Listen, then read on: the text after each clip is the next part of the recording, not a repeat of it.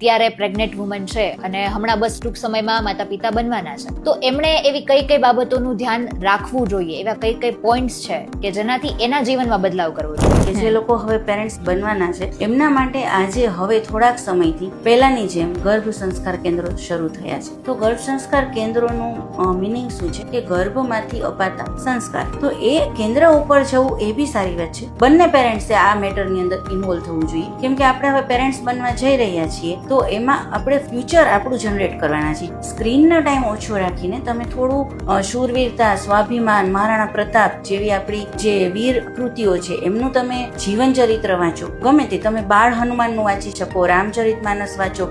જિંદગી હર કદમ એક નઈ જંગ હૈ. તો જ્યારથી તમે જિંદગીમાં આવશો ત્યારથી તમારી પાસે ડગલે ને પગલે સંઘર્ષ છે. તો તમારા બાળકને શૂરવીર બનાવવા માટે, એને આત્મવિશ્વાસ અપાવવા માટે, એનામાં સ્વાભિમાન, દેશપ્રેમ બધું જગાવવા માટેના જે બીજારોપણ તમે કરો એ ગર્ભથી જ શરૂ કરો. તો બાળક જ્યારે ગર્ભમાં હોય છે ત્યારે પણ એમની પાસે સાયન્ટિફિકલી પ્રૂવન સાઉન્ડ ડિટેક્શન હોય છે એમની પાસે, કે જે માતાનો બોલેલો અવાજ જે છે ખૂબ જ મહત્વનો છે.